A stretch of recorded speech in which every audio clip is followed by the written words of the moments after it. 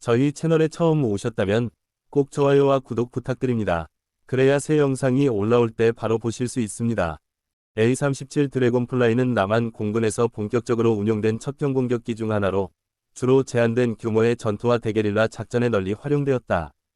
당시 한국은 냉전 구도 속에서 국지적 충돌이나 북한의 비정규전 가능성에 대비해야 했는데 A-37은 이러한 임무에 매우 적합한 플랫폼이었다.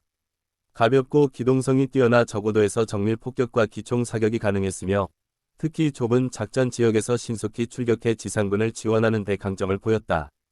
또한 단좌형뿐만 아니라 복좌형도 있어 조종사 훈련에도 쓰일 수 있었기 때문에 다목적 운용이 가능했다. 남한 공군은 A-37을 통해 근접항공 지원, CAS 위 개념을 정립하고 소규모 항공작전을 효율적으로 수행하는 전술을 체계화할 수 있었다. 당시 한국이 보유한 다른 주력기들인 F5나 F4에 비해 규모는 작았지만 유지비와 운용 비용이 낮아 경제적으로도 큰 장점이 있었다. 특히 농촌이나 산악지대에서 발생할 수 있는 게릴라전 상황에 대응하는 데 있어 A-37은 빠른 반응과 지속적인 화력 제공 능력으로 남한 공군의 전략적 공백을 메운 중요한 역할을 수행했다. A-37 드래곤플라이는 본래 미국이 베트남전에서 대게릴라전과 근접항공 지원 임무를 위해 운용한 경공격기였다. 남한 공군은 이 기체를 도입하면서 미국의 실전 경험을 직접적으로 공유받을 수 있었고, 이는 당시 한국 공군의 전술적 발전에 큰 자산이 되었다. 베트남전에서 A-37은 저고도 침투, 정밀 폭격, 근접항공 지원 등 다양한 임무에 투입되었고, 이러한 전술과 운용 데이터가 한국에 전해졌다.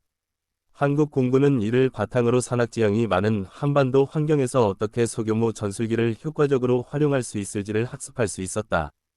또한 미군으로부터 훈련을 받은 한국 조종사들은 실제 전장에서 입증된 노하우를 적용하며 단순한 기체 운용 능력뿐만 아니라 복합적인 항공작전 지휘 능력까지 향상시켰다. 미국이 축적한 실전 교훈을 한국이 간접적으로 흡수할 수 있었기 때문에 A-37은 단순한 전투기 도입 이상의 의미를 가졌다. 이는 한국 공군이 이후 경공격기와 근접항공 지원 분야에서 독자적인 운용 개념을 마련하는 밑거름이 되었으며 나아가 향후 한국형 항공기 개발에도 중요한 참고 사례로 작용했다. A-37 드래곤플라이는 비교적 단순한 구조와 작은 기체 크기를 바탕으로 유지비가 낮고 정비가 간단하다는 장점을 지녔다. 당시 한국 공군은 대규모 예산을 투입하기 어려운 상황이었기 때문에 경제적인 운용이 가능한 A-37은 매우 실용적인 선택이었다.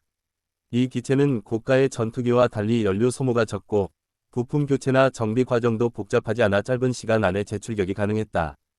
특히 농촌이나 산악지대에 위치한 소규모 기지에서도 쉽게 운용할 수 있었기 때문에 국지적 충돌이나 비정규전 상황에서 효율적인 전력을 제공할 수 있었다. 또한 정비사들이 단기간 교육만으로도 기체를 다룰 수 있었고 부품 역시 미국으로부터 안정적으로 공급받을 수 있었기 때문에 작전 준비 태세를 유지하는 데 큰 문제가 없었다. 이런 특성 덕분에 A-37은 남한 공군이 비용 부담을 최소화하면서도 실질적인 전력을 확보할 수 있는 효과적인 경공격기로 자리매김했다. 나아가 이러한 경험은 한국이 향후 자국산 항공기를 설계하고 운용할 때 경제성과 정비 용이성을 중요한 기준으로 삼게 하는 계기가 되었다. A-37 드래곤플라이는 남한 공군에서 조종사 훈련과 근접항공 지원, CAS 임무라는 두 가지 주요 역할을 동시에 수행할 수 있었던 기체였다. 이 전투기는 소형의 기동성이 뛰어나며 조종이 비교적 쉬운 편이었기 때문에 초급 및 중급 조종사들이 실제 전투에 가까운 환경에서 훈련할 수 있는 좋은 플랫폼이 되었다. 특히 복좌형 기체는 교관과 훈련생이 함께 탑승할 수 있어 전술 비행, 저고도 침투, 무장 투하 훈련까지 효과적으로 진행할 수 있었다. 또한 A-37은 근접항공 지원 임무에도 최적화되어 있었다. 좁은 활주로나 임시 비행장에서 쉽게 이륙할 수 있었고 저고도에서 정밀 폭격이나 기총 사격이 가능했기 때문에 지상군을 직접적으로 지원하는 데 큰 도움이 되었다. 이는 한국군이 산악지형이 많은 한반도 전장에서 효율적으로 CAS 작전을 수행할 수 있는 능력을 키우는 데 중요한 역할을 했다. 결국 A-37은 단순한 훈련기나 경공격기가 아니라 조종사 양성과 실제 작전 수행을 동시에 가능하게 해준 다목적 자산이었으며 한국 공군이 보다 체계적인 항공작전 개념을 정립하는 데 밑거름이 되었다. A-37 드래곤플라이는 경공격기라는 장점을 가지고 있었지만 동시에 뚜렷한 한계점도 존재했다. 가장 큰 문제는 속도와 항속거리가 짧다는 점이었다. 본래 훈련기를 기반으로 개조된 기체였기 때문에 초음속 전투가 불가능했고 고속 기동이 필요한 현대적 공중전에는 대응하기 어려웠다.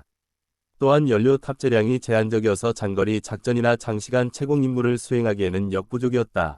이러한 제약 때문에 A-37은 대규모 현대전에서 제공권을 장악하거나 전략적 목표를 타격하는 임무에는 적합하지 않았다.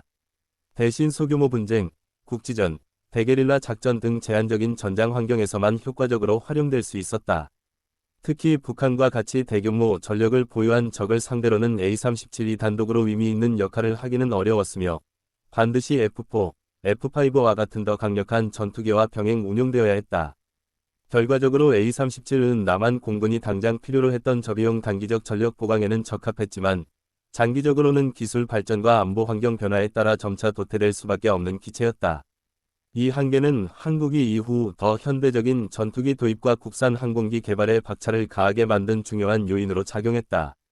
A-37 드래곤 플라이는 한국 공군의 역사에서 단순한 경공격기를 넘어선 의미를 가진다.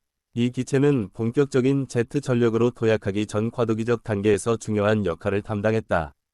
당시 한국 공군은 아직 현대적인 초음속 전투기 운용 경험이 부족했고 항공작전 개념 역시 정립 단계에 있었다.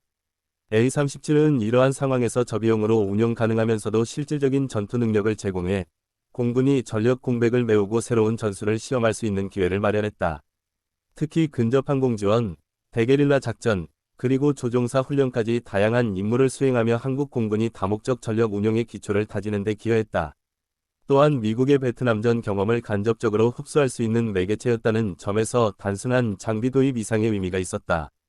비록 속도와 항속거리 등에서 한계가 분명했지만 A-37은 한국 공군이 점차 F-4, F-5, 그리고 이후 F-16, F-15K와 같은 첨단 전투기로 나아가는 과정에서 필수적인 징검다리 역할을 했다. 따라서 A-37은 군사적 가치뿐 아니라 한국 공군이 현대화된 항공 전력을 갖추기 전 중요한 교훈을 남긴 상징적인 기체로 평가된다.